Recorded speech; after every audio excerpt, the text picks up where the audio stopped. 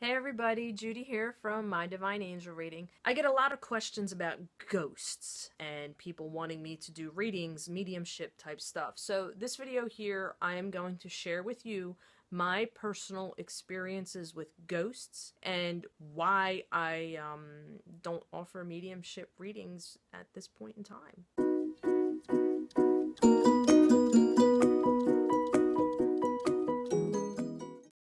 I do not, when it comes to this ghost topic, I do not claim to know everything. I don't. I am still learning. I will forever be learning. I'm not ready. I can't give a service to somebody in good faith and when I'm not fully confident, fully into and trusting my intuition and the messages I get. Now, I read people's cards all the time. That's what I do. And I get deceased loved ones who come through, but that's not, the mediumship is all like on demand, on command. Like that's what I'm going there to do, is to see and talk to spirits and dead people. That's not my specialty at this point right now. I'm still learning and going through all that stuff. My specialty is tapping into other people, my customer who's across from me, and reading their energy. That's what I do right now. That's what I kick ass at. I love doing it. It's a passion of mine. But the ghost thing, I'm still working on that. Not trying to scare you, but you are surrounded by things, whether you want to say beings, entities, ghosts, spirits, angels, demons. It's no different than the real physical world here. You have your, your good people and you have your assholes. You have your kind, good-hearted people, and then you have your sneaky, manipulative people. It's the same thing on the spiritual world. The exact same. It's just a different plane. I don't know how another way to explain it. You have to kind of learn who's good and who's not good, and who you can trust and who you can't trust. And it's making friends on a different level. I really don't know another way to explain it. They're all there. They're all here. They're all engulfed and around you everywhere. You just can't see it.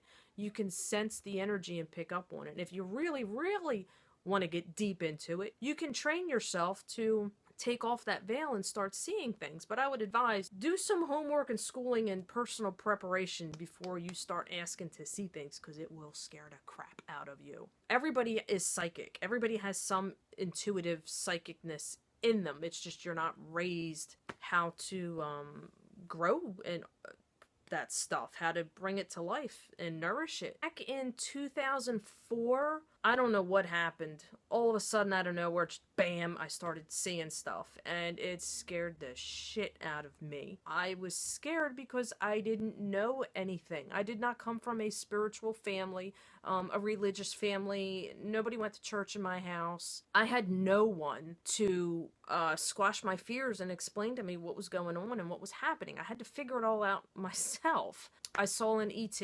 tall, skinny thing, probably like 8 feet tall, in my bedroom door frame. And then next thing you know, I was seeing ghosts, I was seeing spirits, I was sensing and picking up on energy that was around me. I was not ready to experience all that stuff. I realized if you talk to them, they listen. Yeah, who would have thought? Just see ghosts and start talking to them, and they listen to you. If you tell them you're uncomfortable with them being around, you don't want to see them, you want them out of your room, out of your space, they go away, they listen. When you're scared, you don't know. It's a lack of education or understanding or believing, kind of like a combination of different things. But when you know what's going on, and you know that you're the one who's in charge, and you know how to control it and be in charge, that eliminates all the scary stuff. So one day, I wanted answers. I went to my pastor at church and I told him, what was going on, that I was seeing things and sensing energy around me. And he scared me 1,000 times more than the actual ghosts themselves did. He started talking about needing exorcisms and demonic, devilish stuff was around me. And oh, wow. Yeah, like when someone starts telling you this stuff, you get scared. And I wasn't scared like that before, but now I was like, oh my goodness, are you kidding me? There's devils and demons around me, and I need an exorcism, and there's some kind of curse. What?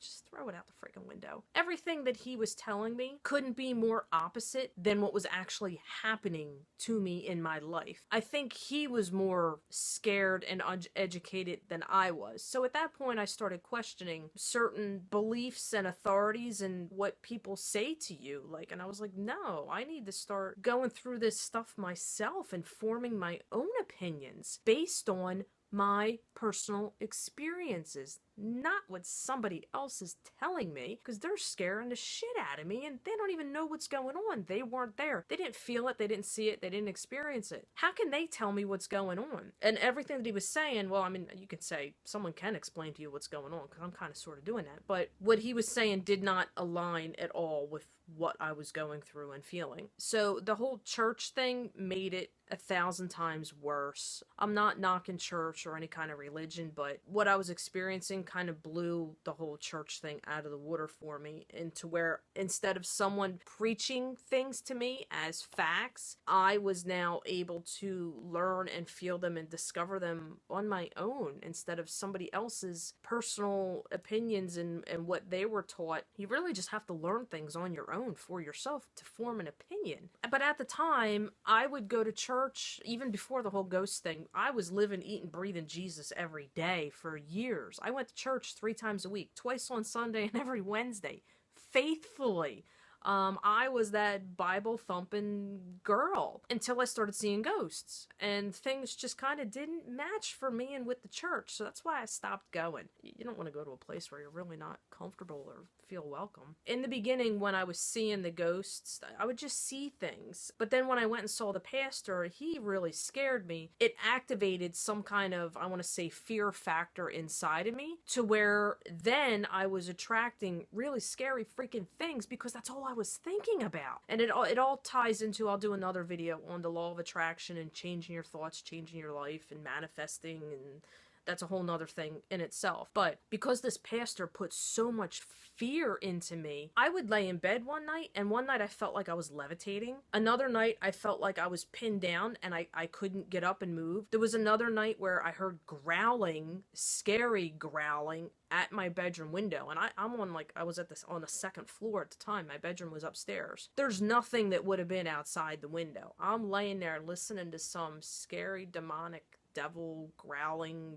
I don't know what it was. I didn't want to see it. I just made sure not to look over there. I would feel creepy things, like if I was laying on my side like this, on my back, I would feel scary, creepy things, and none of that was going on until I went and talk to my pastor about this. Now, I'm not saying if you're experiencing these things, don't talk to your pastor, but if there is an element of fear and thinking bad, negative things, that is what you are going to attract to you. So I had to learn how to turn off that scary, demonic stuff in order to get it away from me. Who the hell wants that stuff on them or around them? So it's kind of like heaven and earth, you know, God and the angels and devil and his demons. I was kind of attracting all kinds of things in the middle because I was so wide open and I was curious and I was scared. So if you could see a mixture of the two happening all at once, it was just complete and total chaos.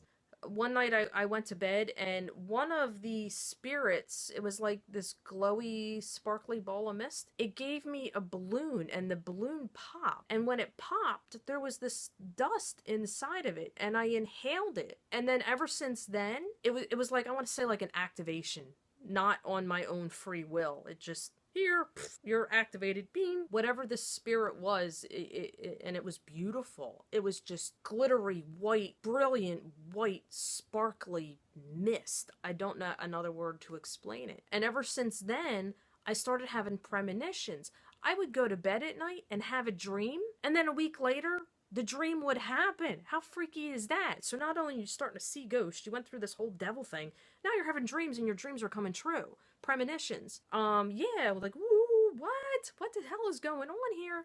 So I went through a couple of years of a spiritual awakening where I was wondering if I was going freaking crazy. But no, I wasn't going crazy. I was just learning. So as I learned, I went and saw a local medium in my area. Her name was Teresa Roba.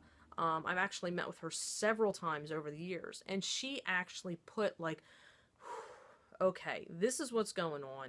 She told me what was in my house, what was around, what was going on, how to cleanse my house, how to bless it, how to take control of my house and get those other things away to where I was no longer scared. And at that point, it was like, all right, this is cool.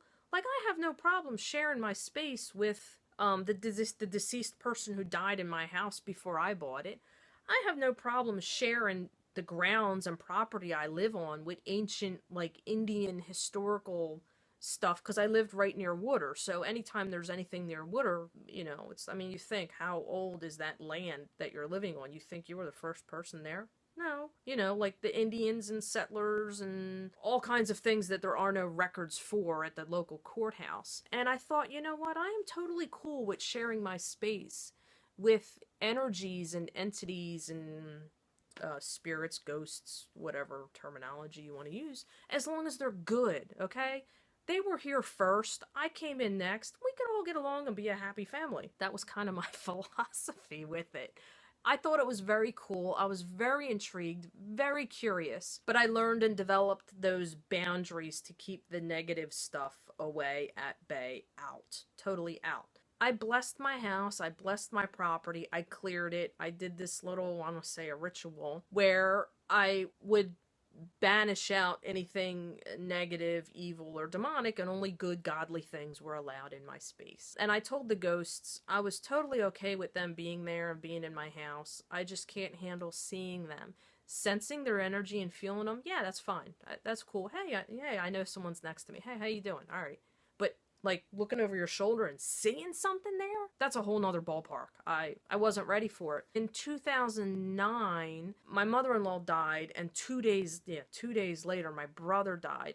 That just kind of reawoke the whole visual seeing thing, and it really took a lot of the, I want to say, 2 deceased relatives eliminated my fear. They would come to me in my dreams, and even the one night I saw my brother in my kitchen watching me. I did like a double triple take and I saw him go through the kitchen wall. And in 2009 is when I just dove full force back into it. There's no more being scared, no more wanting to turn things off and push it away. And I'm kind of at the point where I'm thinking, oh yeah, I'm ready. I'm ready to, I want to start seeing them again. And every time I go into this zone where I start to see something, or I sense it coming closer, or I freak out again. So that is why I'm not currently at this point in time doing mediumship type readings. I'm not ready. I can't give a service to somebody in good faith when I'm not fully confident and all my fears aren't squashed and fully into and trusting my intuition and the messages I get. Please share your experiences with me, or any questions that you might have. If I know the answer, if I have personally experienced it and I can give you an answer, I'll gladly do another video and give you some answers on different things that I've experienced. But yeah, so that's what I got for you for now. I'm going to wrap it up here. All right, I'll talk to you guys.